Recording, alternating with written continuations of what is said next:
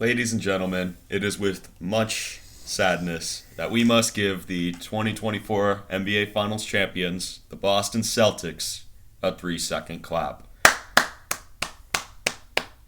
Turner is dead silent. I can't bring myself to do it. As a Lakers fan, I can't do it. Turner is very salty. So, yeah. I mean, congratulations. They did it. I'm not happy about it. It happened. I'm glad Jason Tatum got a ring. I really like him. Wish he was a Laker. But unfortunately, now we have to go get number 18, and it doesn't look like it's going to happen anytime soon. Yeah, they completely annihilated the Mavericks in Game 5 on their home court to win the NBA Finals. I think it was on Tuesday. It was indeed. So, Jaylen Brown ended up winning Finals MVP. Yeah. What is good, everybody? Welcome back to Habaneros Hot Takes. I believe this is episode 12 of the podcast. That does sound about right. Today we're going to be going over some cool stuff like a NBA mock draft because the NBA draft is Thursday night, which feels insane.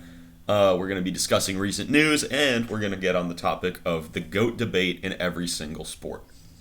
This will be your first ever heated Habaneros Hot Takes video.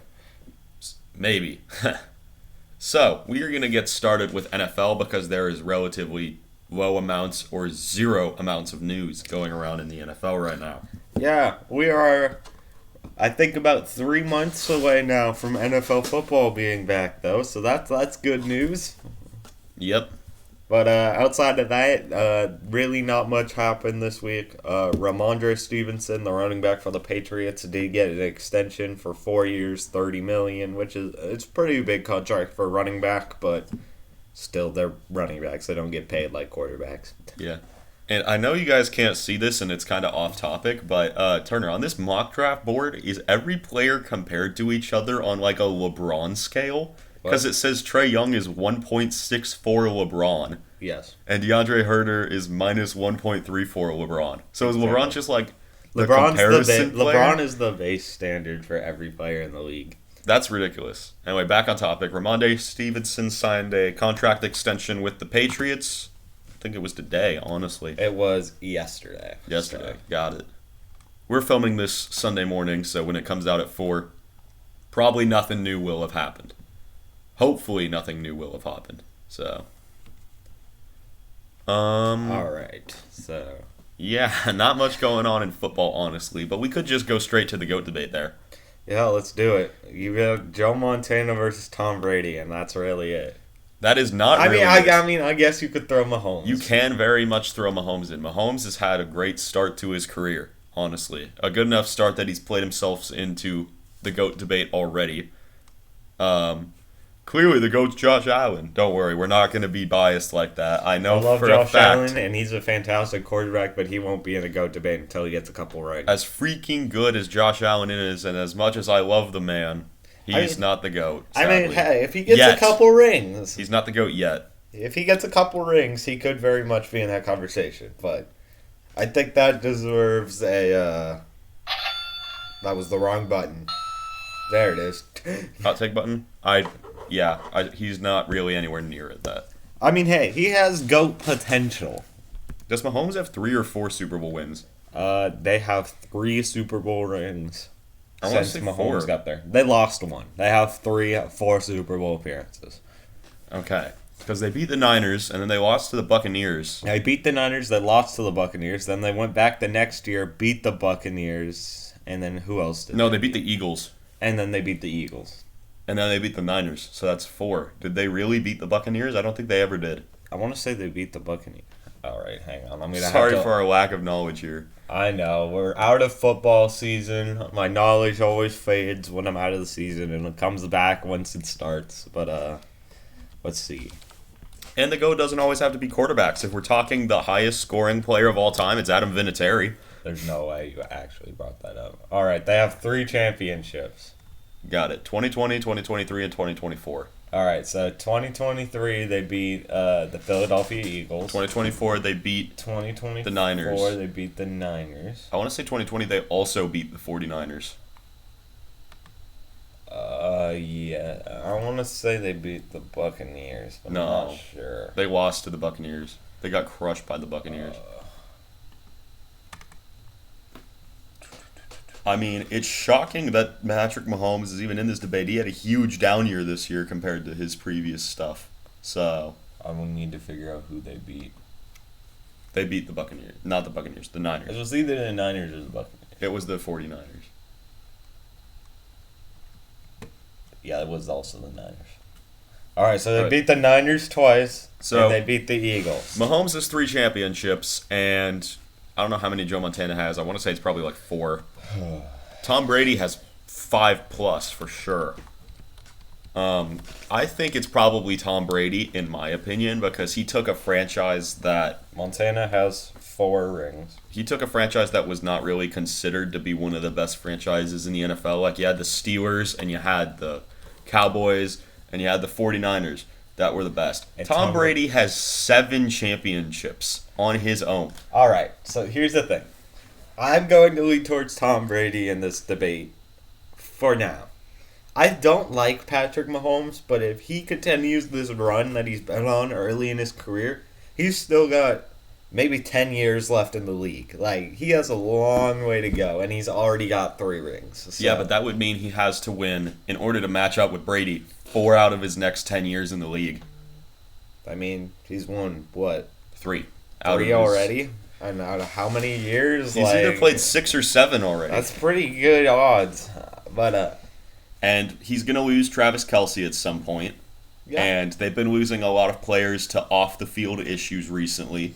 And Andy Reid is not the youngest, healthiest coach in the league, let's be honest here. Hey, I'm just saying it right now. He was able to drag Kadarius Toney to a championship last year. Twice. That's got to at least count for something. It does, for sure. He plays well no matter the core around him, and he's really good in the playoffs. But that core is going to slowly start degrading. And if they keep staying relevant, their draft pick is not going to ever be enough to really spark them. Although this year, they got Xavier Worthy.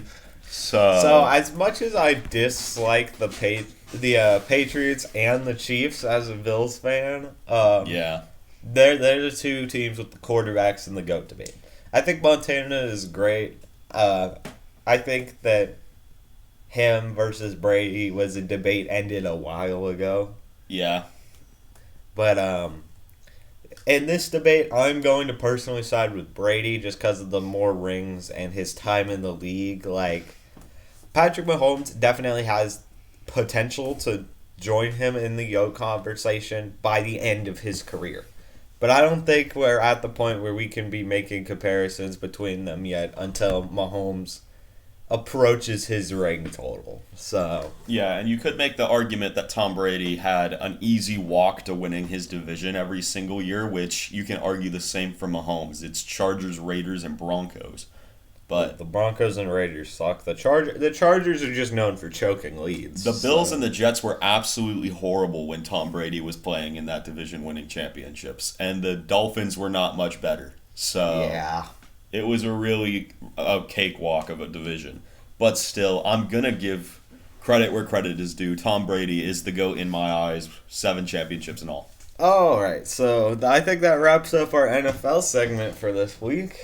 Sure does, because, yeah, the NFL's not had a lot going on for it. So I guess we shall move on to MLB, which does have a little bit more news since we are in season, but I will continue to say is that the MLB does not become super relevant until after the playoffs end and after the All-Star break. That's when MLB starts to get relevant again. Although, and when he says after the playoffs end, he doesn't mean MLB playoffs. He means NBA and NHL playoffs. Yeah, yes, that is what I mean. Sorry if that was confusing, but all good.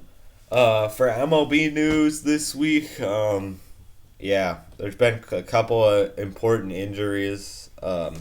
Giancarlo Stanton is on the IL for the 8th time in 6 years. Mookie Betts has fractured his hand and will not play until likely around the All-Star game, probably a little August. Later. But he will not play again until August. Yeah. So that's unfortunate, especially as a Dodgers fan. I don't know. Was Yoshinobu Yamamoto going out before last week's podcast? Did we talk about that? I don't think so. How hurt is he? He's out till probably August as well. So. Oh my goodness, Dodgers are taking hits. You know who else is taking hits is the downright terrible Toronto Blue Jays. Yeah, let's talk bad about your team instead. The best prospect on the Blue Jays, who was about to be called up, just got suspended 80 games for violating the performance-enhancing drug policy. They cannot possibly get any worse. Trade everybody. Fire sale right now. They're so bad. Let's look upward on some things instead of just talking about the negatives that have gone down in baseball. Max Scherzer is returning from injury. I think he pitches tonight, so nice. That's a good sign for the Texas Rangers. If you want to speak about looking upwards, look no further than the New York Mets, who have been cooking recently after a horrible start to the season. They kind of did this last year, too. Grimace threw out the first pitch for them one game, and I'm pretty sure they have just been amazing since then. I know. I don't understand it. It's weird, but trying to I guess figure out the stats. Good luck charm now. And the Cincinnati Reds did what they do best as well, going on a really big hot streak, but they have since fallen down to earth and are now at the bottom of their division. And Paul Skeens' Pirates are still staying relevant, and Paul Skeens himself might very well make the All-Star game. I think I made a good prediction when I said that they would be really, really good with him. So yeah, but I'm pretty sure that's really all of the news for MLB currently. It's been kind of a quiet season so far, especially with the playoffs for NBA and NHL winding down. But as soon as Monday, MLB will be the only sport yet again, and of course that makes them the most relevant of all of the sports. Also, just to point out something, Shohei Ohtani leads the MLB in batting average and is third in home runs. Bro's going to win NL MVP. And is also third in hits. He's going to be NL MVP without pitching. Without pitching, he's probably one of the best hitters in the league right now. And he's playing the Angels and going absolutely insane against them. He just picked up his first career win against the Angels. All right, but I think talking about him transitions beautifully into the GOAT debate. Oh, you cannot say Shohei Ohtani's the GOAT. I'm sorry. He does not have a championship yet. He will this season. He probably will. I'm going to argue that Shohei Ohtani is already the GOAT. Okay? I'm going there. I'm not biased as a Dodgers fan. I am just going to speak what I believe to be true. Shohei Ohtani is the best player baseball has ever seen. Yes, he's the best player, but does he have the best accolades? No, not even close. But I believe he will by the end of his career. He already has multiple MVPs. He's going to win a title eventually. He has enough talent. He can pitch. He can hit. He does all of it. And to do that in today's MLB is way more impressive than when Babe Ruth did it back in the 1900s. I agree that Babe Ruth probably isn't the GOAT. But if you're going to say Shohei Ohtani is the GOAT because of future potential, then why didn't you just say Patrick Mahomes was the GOAT? I mean, I guess that's a fair argument. But just with the structure of Ohtani's team around him, that's kind of the reason. As a Dodgers fan, I understand how good this team really is.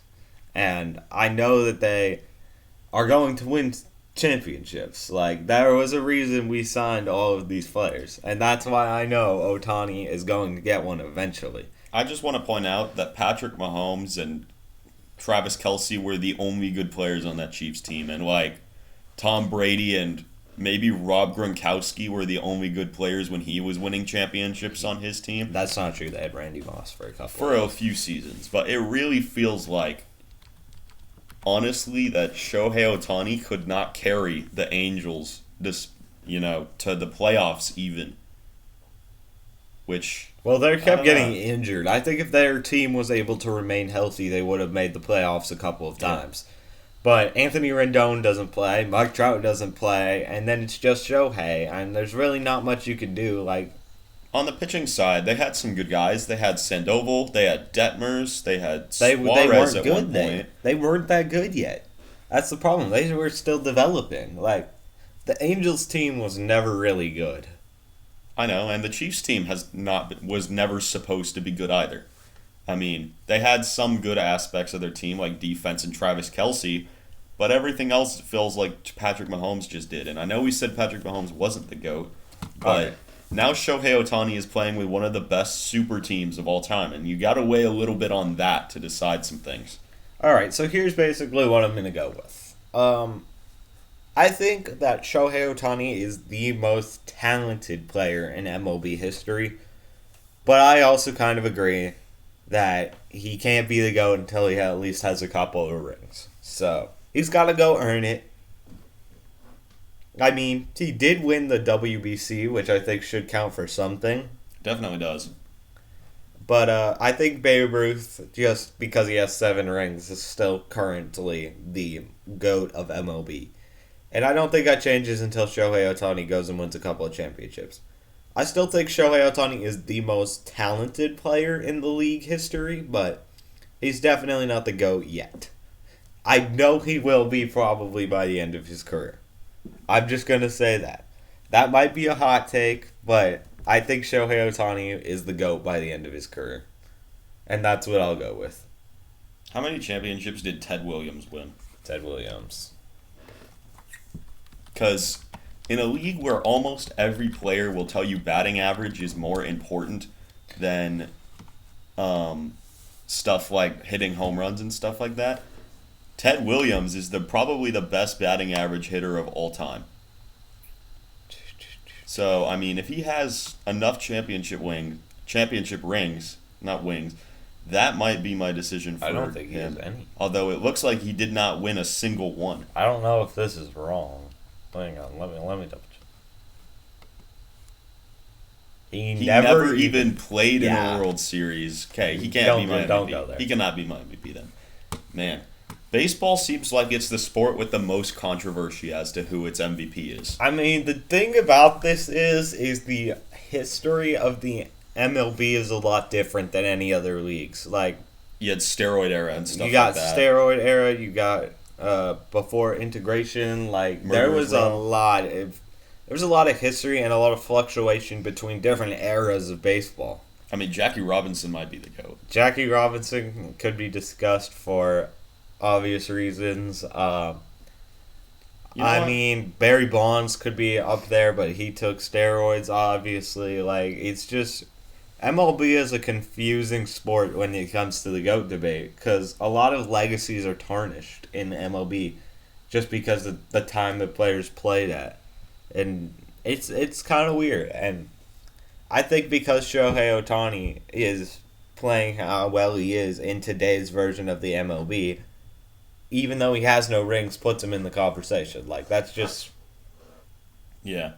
There are a lot of really good players that don't have a whole lot of championships, like Ted Williams and Hank Aaron are another good one. I'm pretty sure Barry Bonds only won like one championship, although he took steroids, so he wouldn't be my pick anyway. But I guess I'd have to go with Babe Ruth because he won 7 championships. I mean, it was part of a super team, kind of. I mean, yeah. But he was so good that they referred to him as the great one for a little while. And when you get that title, we'll talk about another person with that title later who's obviously the GOAT in his respective sport, but you kind of get GOAT status. So, yeah, but I think also, for those of you who do not understand what GOAT means, it is an abbreviation for greatest of all time. If you don't know what GOAT means, you don't watch sports very much. Yeah.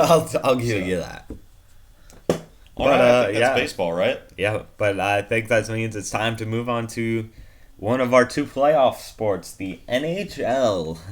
It's insane that this is still a playoff sport and still going on. Yeah. Ladies and gentlemen, the Edmonton Oilers have come back from down 3-0 and have tied the series at 3 games apiece. We're going to Game 7 Monday night in Sunrise, Florida. I'm going to tell you this right now. Watch this game. Please watch this game. It will be incredibly entertaining. Game 7s in hockey are very physical, very emotional battles. Like, this is the game of the year you want to watch. Like, please go watch this game. You will not regret it. It's going to be at 8 o'clock Eastern Time, 7 o'clock Central for those of you listening in Texas. But yeah, I am very excited for this game. It's going to be an absolute classic. Edmonton trying to pull off the reverse sweep. Florida trying to not lose the championship for the second straight season. Only one team has ever come back from down 3-0 in the Stanley Cup Finals, and it was my Toronto Maple Leafs way back when. So I mean, it is unbelievable. it is downright insane that they are making this much progress and have come back this much, because it looked like Sergei Bobrovsky was going to be completely unstoppable for the first 3 games, and they've just dug into him. They've just overpowered him with their incredible offense and combination of stars. Connor McDavid has been on a legacy run here. Like, there's a reason they call the man McJesus, and I don't think I will ever call him McJesus. You literally just did. I'm just saying that's what people call him. But he's had an insane postseason so far. Like, really, really good numbers. All-time numbers. Top 5, honestly. Other news across the NHL, there's really only one notable thing that happened. My LA Kings have traded Pierre-Luc Dubois for Darcy Kemper. That is not the only notable thing that happened. Really? Yeah. What else happened? Jacob Markstrom to the Devils. The Devils have needed goaltending forever, and they finally got a man that was on the trade block and expected to be moved at some point by the Flames, who are at this point in full rebuild mode. Jacob Markstrom's going to really help them. And I don't know how they're going to do with Sheldon Keefe. I know the Leafs were all right with Sheldon Keefe. I mean, you were a playoff team. They won 1 series in like 6 years of Sheldon Keefe. But, I mean, he's a pretty decent coach. I think they can do good enough to get to a wild card spot. I don't think they're going to do anything crazy like win their division, but they've got a really good young core. All right. Any other news regarding NHL? I mean, I cannot implore enough, like, go watch Game 7. Yeah, it's going to be insane. It is tomorrow if you're watching this on Sunday, but just so we're clear as to what time it is Monday at 8 Eastern, 7 Central for us here in Texas. Yeah. Please go watch this game. You will not be disappointed. It's going to be on ABC. Yes. Or ESPN Plus if you are rich enough to buy that. Who would you pick for Conn Smythe on both sides? Oh, Conn Smythe for the Oilers is easily McDavid. Yeah, agreed. But at this point, with the way Bobrovsky's been playing recently, I think that you might not be able to pick him. I think it's got to be Evan Rodriguez right now. I mean, he's had a fantastic final. Him, Kachuk would definitely be the first 2 picks. I still think Bobrovsky is in the debate, though. He's kind of shut down quite a bit. They pulled him. But here's the thing. It's not just the finals MVP like it is in NBA. It's the overall playoffs MVP. And although he's had a couple of bad games here in the final, Bobrovsky has still had a fantastic playoff. That is true. Anyway, the GOAT in hockey is really absolutely no debate. There's not a GOAT debate when it comes to hockey. There's a known GOAT, and I guess the GOAT debate is going to be Connor Bedard versus Wayne Gretzky. Who do you think the GOAT is? Why did you just say that? Because everybody glazes Connor Bedard. It's Wayne Gretzky. Wayne Gretzky has so many accolades that it's honestly unthinkable how good he is. Yeah. There isn't a debate when it comes to the NHL because Wayne Gretzky was that good. Let me see if I can figure out his career stats. Like, if you find a stat that Wayne Gretzky is not in the top 10 of in NHL Mario history, Lemieux is the second best player, but he's not even close to Wayne. Oh, no. Not anywhere near Wayne Gretzky. Gretzky is far and away the best player that the league has ever seen and maybe will ever see because that's literally how good he was. Like, there's no debate. It's insane. He has 2 nicknames all time. The Great One and Great Gretzky. Exactly. For obvious reasons. He has 894 goals, which is the most all time. 1,963 assists, which I'm pretty confident is also the most all time. It's up there. 2,857 points, which is definitely the most all time. A 520 plus minus, which is downright insane. And I don't know what PS stands for, but he's got a lot of that too. Pretty sure it's penalty shots. Penalty shots? I don't know. Maybe, I don't know. He wore number 99 for the Oilers, Kings, Blues, and Rangers. So, and yeah, he is easily the best player in the history of the sport. He's in the Hall of Fame. He's a 4-time Stanley Cup winner. He has the titles, he has the accolades, he has the skill, and nobody else compares. Like, we can move on from this right now. He won 9 Hart trophies, which is the NHL MVP, 5 Lady Byng trophies. I forgot what that one is. He's a 15-time All-Star, 10 Art Ross trophies, 5 Pearson trophies. I didn't even know that existed. 2 Conn Smythes, and was number 1 on the NHL 100 anniversary team. Yeah. He is the best player. Move on. The only comparisons to him are Alex Ovechkin and Jaromir Jagr, who have way worse stats than he does. I don't even think if Ovechkin passed him in goals, he would be in the debate with him. That's how good Gretzky was. It's ridiculous. But I think he's really the other guy you can make an argument for, and I still don't think it's close. So, if you were going to say it's Ovechkin versus Wayne Gretzky, Gretzky has more goals, more assists, more points, a higher plus-minus, more shorthanded goals by a absolute landslide. He's got more championships, more Hart trophies, more Art Ross trophies, more Conn Smythes, more Lady Byngs, and more All-Star selections. Yeah. Gretzky's the GOAT. And also he's in the Hall of Fame. Let's move on to NBA now. We can end this. So today in NBA, we're going to do the GOAT debate, which is kind of like a round table. This is the most controversial GOAT debate. And I'm going to come out on a limb and say something with a hot take here. Let me get the button. If you say LeBron. I'm mad Stephen Curry's not in the GOAT debate. I am.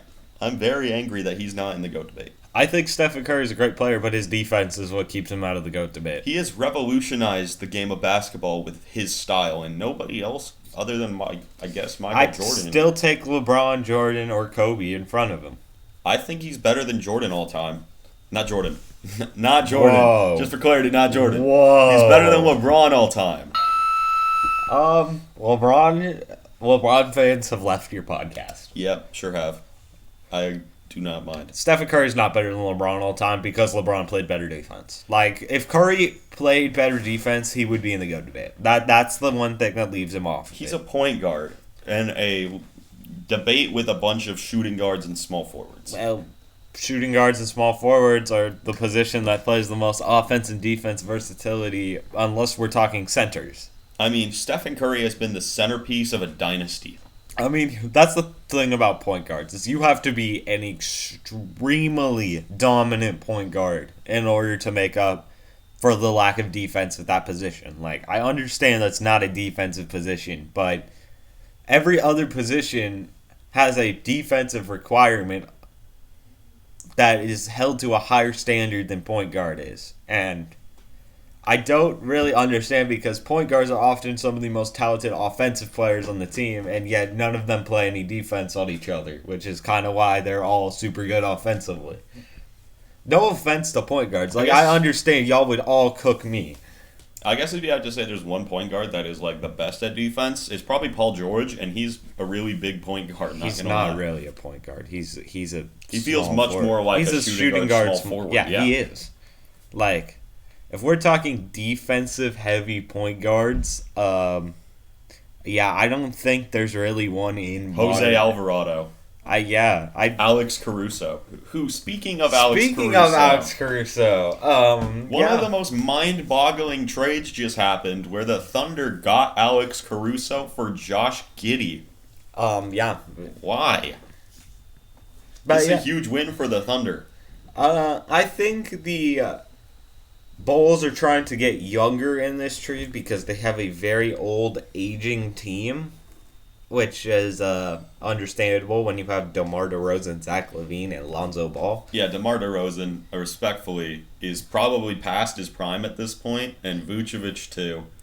But at this point, they got Josh Giddey to replace Lonzo Ball because they don't either think he's going to play again or he's not going to play at a high level again. So they will probably move on from him in this offseason. I know they are actively looking to trade him.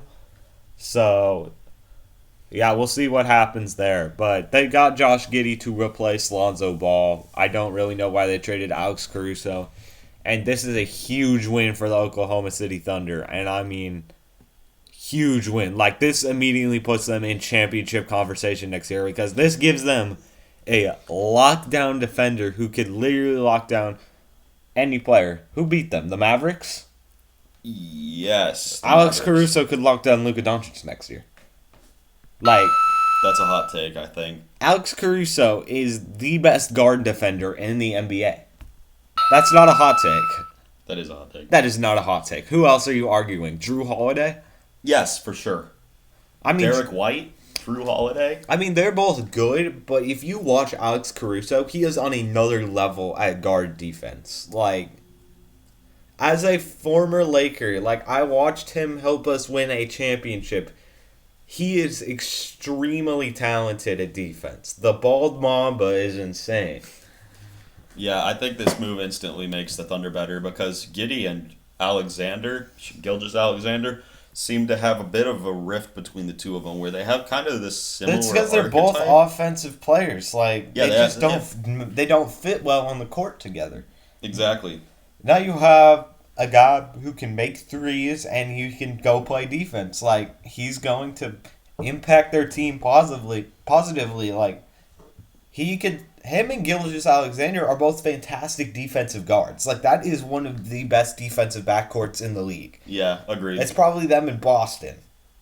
So, which we might see in a championship next year. Yeah, that could definitely be a championship next year. Speaking of championships, I know we talked about it for a second earlier, but we did not talk about it during the NBA segment. The Boston Celtics unfortunately won banner number 18. I don't want to talk about it more than I have to, but Yeah, they were really good all season long, and in the postseason, it was completely no difference. They absolutely destroyed the Dallas Mavericks. other news across the NBA, Malik Monk has agreed to a $78 million deal. Should have been sixth man of the year. He should have if he didn't get hurt. Unfortunately, he did. But yeah, he has been one of the most talented bench players in the league.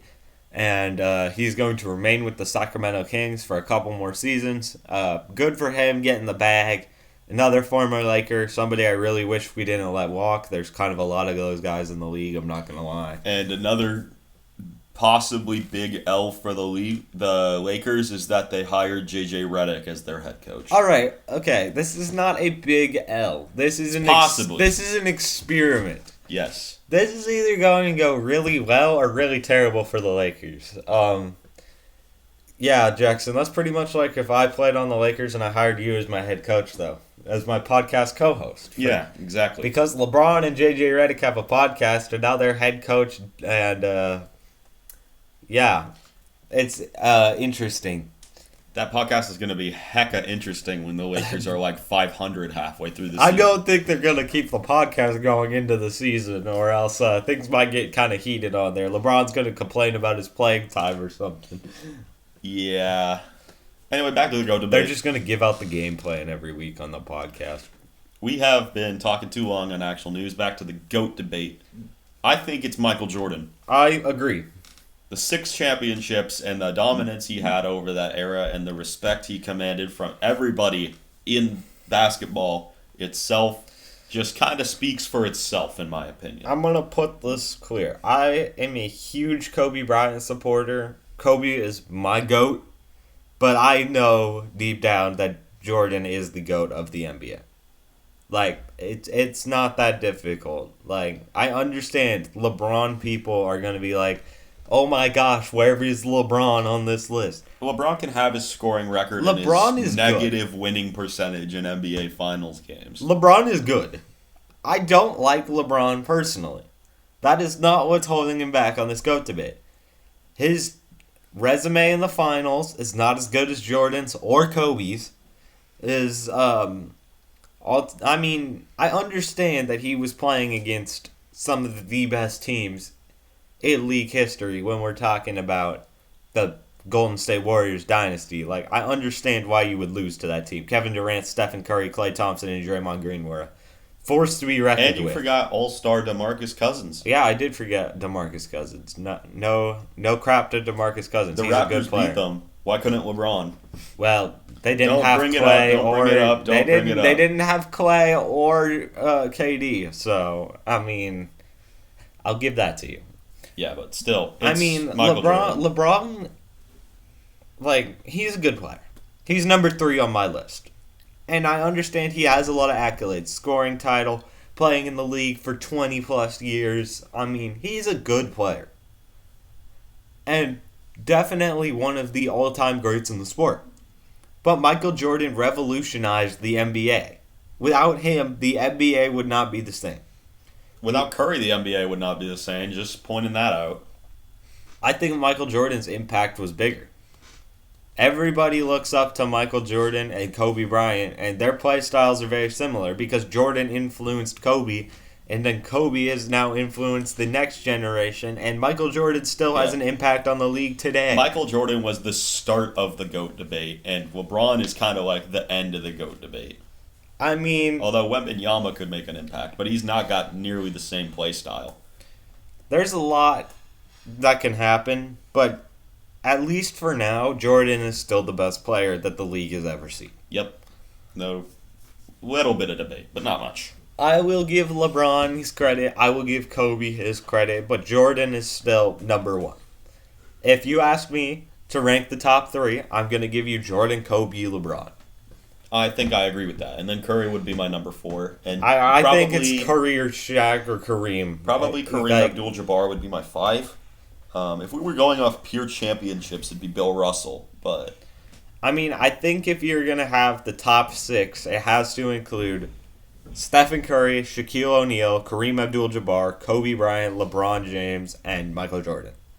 Honestly, I don't know that Shaq would be up there for me. There are so many other guys you could put there. Shaq is the most dominant player in NBA history. Like, he's just... Yeah, but it's not the debate on who's the most dominant player in NBA history. It's the debate on who's the best player in the NBA history. Well, if you're the most dominant and you have championship rings, that's a discussion. He bounced around forever not being able to win a championship. I mean, he won one with the Celtics, right? They had a three-peat, Jaxson.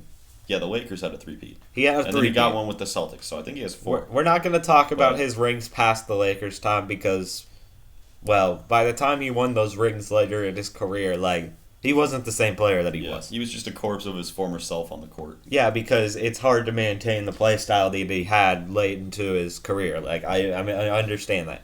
But Shaq, during his prime, like, with the Orlando Magic for the last couple seasons he was there with them, and with the Lakers, he was the most dominant player in NBA history. Go watch his highlights. Like, nobody played like Shaquille O'Neal did. Nobody still plays like Shaquille O'Neal did. And that is why he is a top player in league history. Like, he was a top 10. He's a top 10. Yep.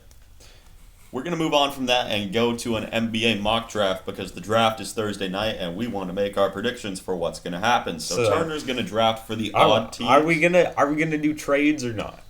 I mean, you can do trades. Just make them reasonable.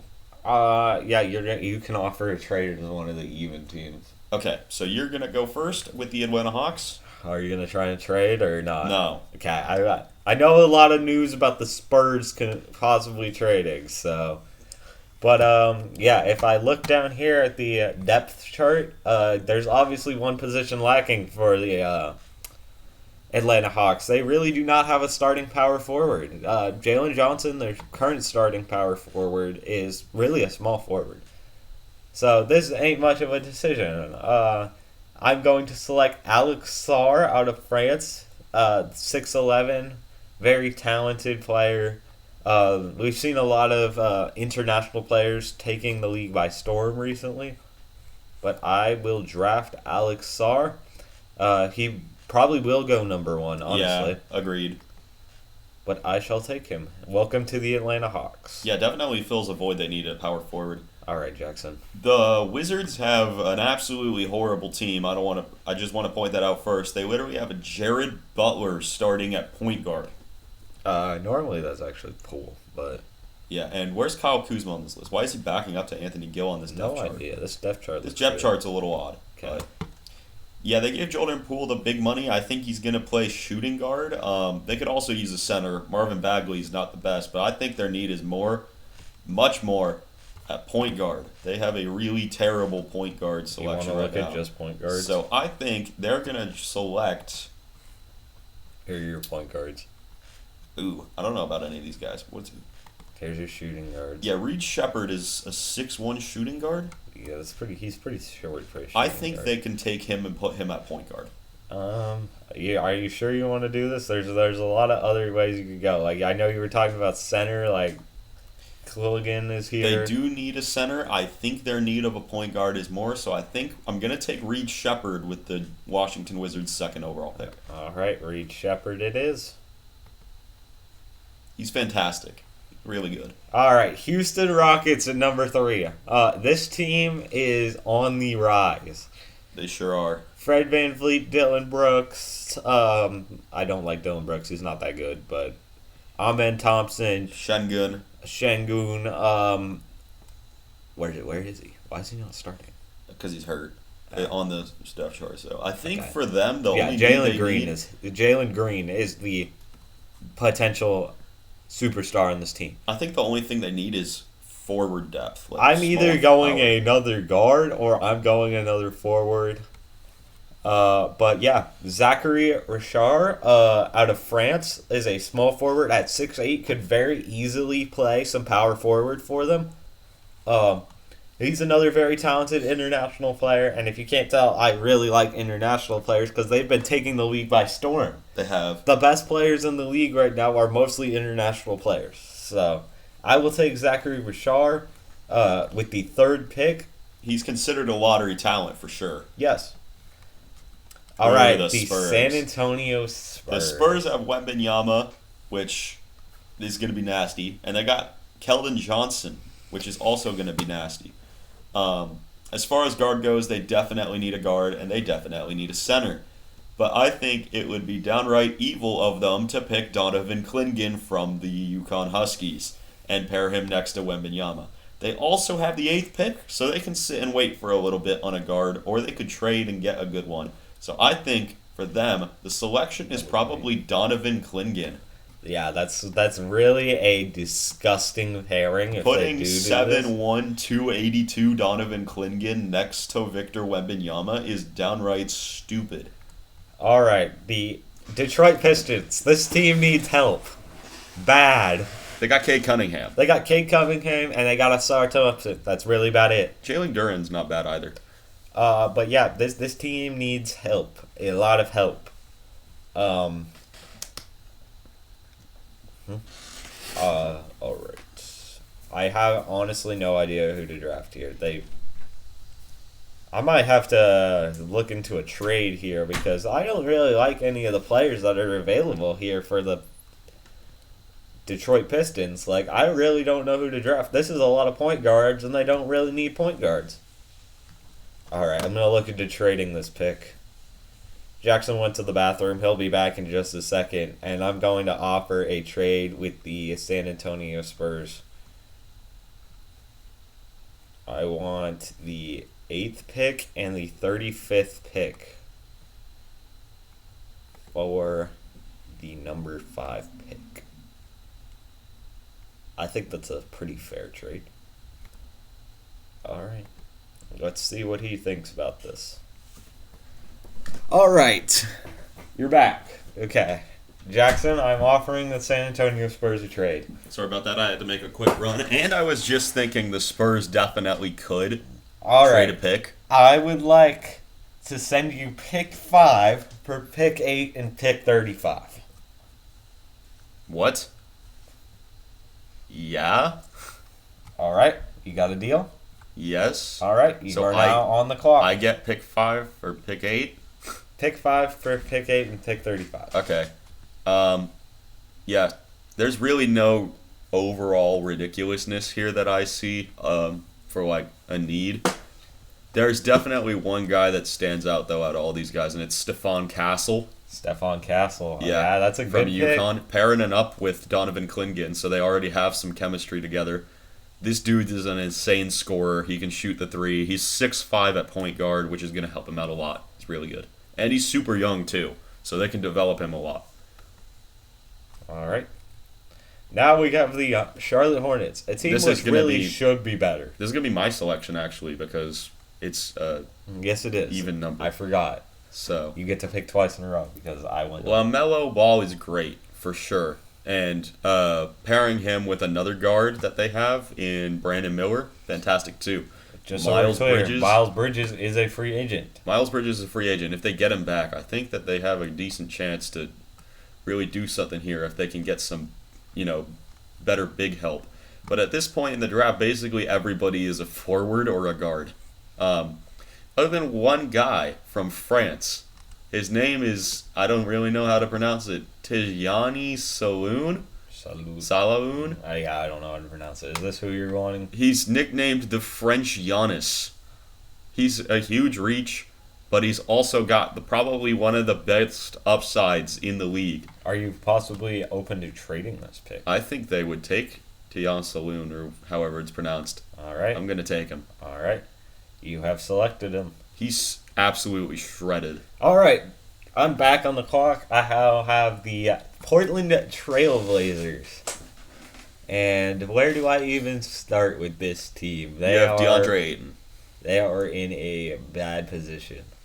Scoot Henderson did not become the player they hoped he would. He's still got time to develop, though. But Anthony Simons is still a good player. Shaedon Sharpe is still a good player. But this is the thing. They need big help. And, I mean, they need either big or forward help. And the best player available is going to be Matas Buzelis from the G League Ignite. He has been consistently very good. Although, I'm not going to take him. Because the Portland Trailblazers are not going to draft another player out of the G League Ignite after what happened with Scoot Henderson. Are they going to get Dalton Knight? We are going to go with Dalton Knight from Tennessee because we don't want to draft more G League Ignite players and have them come out the same way as Scoot Henderson. I just want to say, man can score. He scored almost 40 points on the North Carolina team at one point. Exactly. We are taking Dalton Knight. Great scoring option there. All right, the Pistons. So now the Pistons are up. I get to draft this pick because this was our trade. Yep. So now that we've waited a little bit, now we can draft for the Pistons. We have Cade Cunningham. We have Jaden Ivey. We have Asar Thompson. We need big help. We don't have very good bigs. We have not very many bigs available, though. That's kind of the problem. Our next power forward is ranked at 21, and our next center is ranked at 16. And this is pick 8, which makes things difficult. But here's the thing. I might need to trade again because I really, really, really don't want to pick here. Dude, you're going to trade back twice? I might have to because there's just nobody that's going to give this team that much of an edge. What teams are up next? Next up is Memphis. Memphis needs that pick, for sure. I shall look into trading to Memphis. No, Memphis needs that pick. You want Memphis? Memphis needs the pick that they have. Alright, so we have Memphis, Utah, Chicago, Oklahoma City has zero need for that pick at number 12. Exactly. They would love to trade with the Detroit Pistons. The last thing the Thunder want to do is get better draft picks. They already have enough draft picks. The team I'm going to look up to trade with is going to be your evens or odds? I'm odds. No, you're evens. No, I am evens. You're right. I'm going to look into trading with the Philadelphia 76ers. Okay. Because they need another player. They want to get over the mountain and get into the playoffs. Is this trade machine already set up the pick? So I'm going to trade you pick 8. You're going to trade me pick 16, pick 41, and pick 49. Nope, not going to do that. All right, you got a counter offer? We will do it if you do not do pick 49. 16 and 41 for pick 8. 16 and 41 for pick 8. That's a long drop off, though. If I send you pick 54, will you send me pick 49? Yeah. All right, so I'm sending you pick 8 and pick 54. You are sending me pick 16, pick 41, and pick 49. That's exactly the kind of dumb move the Sixers would do. All right, the Sixers are now on the clock. I mean, the Sixers have Tobias Harris at small, Joel in center, Tyrese at point. They need, shooting guard? They need a small forward or a shooting guard. And you have a great option right here. Mattis Biazelis is projected to go number 5. If he falls to number 8 and the Sixers somehow get a chance to take him, they would love that. Would you like to draft him? Yes. All right. You now have him. I mean, 6'8", 197. All right, it's your pick yet again. You have the Memphis Grizzlies on the clock. All right, the Grizzlies have Ja, and the Grizzlies have Jaren Jackson, And which Desmond are probably Bane. their two best And assets. This team really should be better. They were just hurt. They need forward help. They need a 'cause small forward. They have Zaire Williams playing small forward right now. Yeah, but they do have Gigi Jackson, so I still feel like they need small forward help. this might be your guy Ron right Holland here. is the only small forward on the board anywhere near anything right now. So G League either- Ignite Ron Holland at 6'6". Either you're going to draft here and probably take him, or you're probably going to trade down. They'll take him. All right. Welcome to Memphis, Ron Holland. All right, I'm back on the clock. I have the Utah Jazz. This team needs a point guard. There's a lot of good point guards on the board. I don't understand why they don't just play Jordan Clarkson at point guard. But, yeah. I'm going to take Rob Dillingham, who is the best available player out of Kentucky here. He's only 6'1". He is only 6'1", but he has a lot of upside. And I believe he will make a good impact on my team. So I will take him. All right. Chicago needs This literally team. everything under the sun to reconstruct All at right. this point. So I don't know if this is updated. But no, it's not. Okay, it still says they have Alex Caruso. You don't have Alex So we have Caruso. Josh Giddey now. You have Josh Giddey. I think Josh Giddey would be... You We have... have Kobe White, and we have DeMar, and we have Zach LaVine. Would you look into moving Alonzo Ball? For sure, but... I don't know if I can make a trade using players. Okay, I don't know why I can't do that. But I can theoretically do it. So, I think the Bulls front office tried to fill a need at point guard with him. I don't... well, yeah. That actually, DeMar yeah. DeRozan and Zach LaVine both can play shooting guard and small. So they're probably... And they have Vucevic at center, so a power forward is probably the route they want to go, which it does not appear there are any good power forwards on the board at the moment. I would maybe take a shooting guard or a small forward to kind of be the next person to replace DeMar or Levine when they get retiring think here. Since DeMar and Levine and Vucevic are all close to retiring, they want to give them the best chance they can set them up with before they retire, and also draft a guy for the future. So they want a power forward. So they are going to trade this pick. All right. Who are you looking to trade with? They're going to trade down to the middle round for sure. They'll look to trade with the Phoenix Suns, The Phoenix Suns. who also need to be younger and get more picks. All right. So what are you offering? Just 11 for 22 and 59? Yeah. I will accept that as the Phoenix Suns because we need players and we have no depth. Yeah. So this is a good way to get some depth. This is a good way to get some depth and a good way for Chicago to just wait until their guy falls onto the board and not overly reach for somebody. Get some more Alright. capital. So now I am on the clock with the Phoenix Suns. We still have Kevin Durant. We still have Bradley Beal. We still have Devin Booker. Are we doing both rounds or just the first round? We're doing just the lottery picks, actually. Just the lottery picks? Yeah. I didn't want to make this take all day. All right.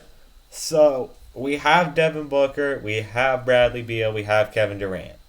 That's good. We need some help at the bigs. That's our current problem.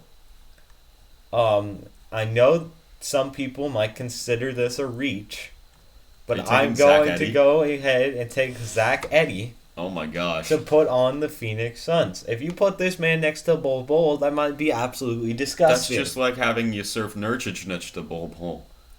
I think Zach Eddy's youth will help this team. I just think that's a good idea. Okay.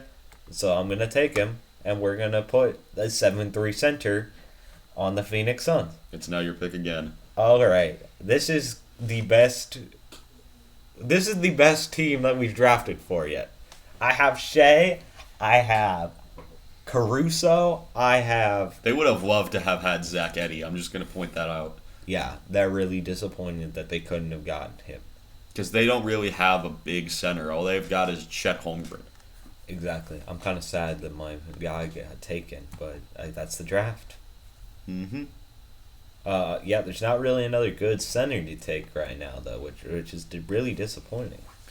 You could take a forward. I could take... Or you could get a guard, because now they're going to have Caruso, and you could always want to have another good scorer at shooting guard. But yeah, we already do have other good scorers. But I think we need just some depth at either probably a shooting guard or small forward or power forward. And I want somebody who can score. So I might reach a bit on somebody. I'm going to take Kyle Filipowski out of Duke. Dang. An elite level scorer, provides some extra height to this team. He does. And he's 230. 230 helps a lot. And I know he's not the greatest defender, but this is a really talented team. But trading away Josh Giddey does get rid of some scoring. But they do want to get better at their guard defense, so they did that. But now we're going to replace that shooting by bringing in a shooting big that can help. So Kyle Filipowski might be a bit of a reach at 12, but we're going to take him. Got it. And we have plenty of picks if that doesn't go well. Listen, the Sacramento Kings are up next, and what I'm seeing here is De'Aaron Fox, right? Malik Monk, Keegan Murray, Domantas Sabonis, an all elite level scoring team. And then they've got Alex Len and JaVale McGee at center, which is hideously bad. The only problem is there are no good centers on the board. But they could also use some guys that have defensive experience. Either that or you could trade down again. Especially at the guard/forward position. So what are we going to do? What are you going to do? We are going to draft Tristan Da Silva, who was a defensive anchor for his team in Colorado. Tristan Da Silva. This man can hit dimes, and he's also a fantastic defender. All right. They need somebody like that. I'm back on the clock with the Portland Trail Blazers after sending Dalton Knight. How many picks are lottery picked? The top 15, right? I want to say it's either 15 or 16. I feel really good about the pick I made last time. I brought in a small forward. But, yeah, the only problem is now I want bigs, and there's just not very many good bigs on the board, which means I'm going to now trade down. Because we already got a forward, and we don't need guards. We still have Scoot Henderson, Shaden Sharp, and Anfernee Simons. You should trade with someone who does need guards. But, let's see here. Who needs a guard? Like the Lakers. The Lakers do need a guard, but I think they will address that later. How do you feel about Toronto does need a guard, but I don't think they want a guard from a lottery section on the draft. If I gave you 14 and 40, would you give me 19? I mean 19 and 31. My bad. I give you 14. I give you 40. You give me 19 and 31. You get to move up. We'll do it for 34. You want 34? 19 and 31 for 14 and 34. I'd do that. All right. So I mean, both of us drop we move up 4 or 5, and you move up 3 or 4 with the last one. So all right, now very fair. Now you get to draft for your team. Now, if I was the Raptors, this is my team. As a Raptors fan. First of all, why in the world does it have Jonte Porter starting at power forward? Yeah, I'm pretty sure bro's not playing anywhere. And Scotty Barnes doesn't play shooting guard. If I'm looking at this team, I'm seeing shooting guard. We have R.J. Barrett, and we got Grady Dick. It's not listed on there, but that's kind of like our future area. And Gary Trent can score too, so we're really not in need of a shooting guard. Small forward, power forward is Scotty Barnes. Center's Jakob Poeltl, which could be better. But really, the future of our depth is going to come in at guard. And there's one point guard that is if you have him this low, you might as well take him. Nikola Topic, who is considered to be a potential number 1 overall pick, 6'5", 203. He's projected to go 4 on some websites. So if he's somehow still all the way down here, without a doubt, the Raptors would love to have him. So they're going to take Nikola Topic. You got it. All right, that is it for our lottery picks. So just to recap, the Atlanta Hawks took Alex Sarr, number 1. The Washington Wizards took Reed Shepherd, number 2. The Houston Rockets took Zachary Rashard, number 3. The San Antonio Spurs took Donovan Clingan at number 4. The Spurs traded with the Pistons. The Spurs received pick 5, and the Pistons received pick 8 and pick 35. So the Spurs selected Stephon Castle at pick 5. The Hornets selected Tyjon Saloon, or however you say that, a power forward out of France. The Portland Trailblazers selected Dalton Knight out of Tennessee. The 76ers traded for the number 8 pick with the Pistons. The Pistons sent pick number 8 and pick number 4 for pick number 16, pick number 41, and pick 49. And the 76ers selected Matas Bazulis. At pick number 9, the Grizzlies selected Ron Holland. At pick number 10, the Jazz selected Rob Dillingham. At pick number 11, the Suns traded with the Bulls. The Suns received pick number 11, and the Bulls received pick 22 and pick 59.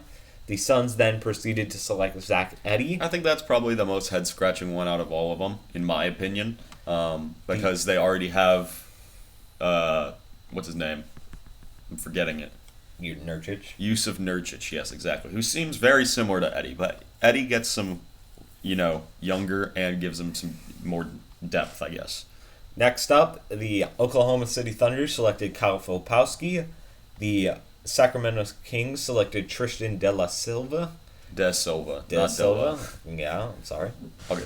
And then at number 14, the Raptors traded for pick number 14 and pick number 4, and the Trailblazers got pick number 19 and pick 31. And the Raptors proceeded to select Nikola Topic, and that is right there that is me and Jackson's projection for the first round of the top 14 picks, the lottery picks of the NBA draft. What was your favorite selection out of all of these and least favorite selection? My favorite like best fit and least fit. I really, really like Stephon Castle. So I do too. I like that one. But that's not my favorite. My favorite is probably Dalton Knight to the Trailblazers. Because he adds another layer of scoring that they don't really have. They were one of the worst offensive teams this year. Well, yeah, this feels like a really good draft. I feel like every one of these moves makes really logical sense for the teams. We had a lot of trades. We could say this is a prediction, but with the amount of trading we did, it is incredibly unlikely that this comes out to the way that we thought it would. But yeah, make sure to tune into the NBA draft this week to see if our predictions were correct. They probably won't be, but... Yeah, the Pistons trading out of the lottery is probably not going to happen. They really didn't have a need with the players on the board. It just didn't make sense. They needed one early, and trading to the Spurs was the interesting one. If the Spurs had taken Stephon Castle with pick 4, then you probably could have taken Donovan Clingan at pick 5. I would have. I would say that's more likely. I would have. So, but overall, yeah, that felt like a pretty good draft. But I think that's all for today's episode. Yep. Jackson? Thanks for watching, guys. Don't forget to subscribe, like, follow, whatever, however you can support the podcast. Thanks for sticking around with us, and yeah. Thanks for watching Habaneros Hot Takes, where the takes are spicy and the jokes are funny.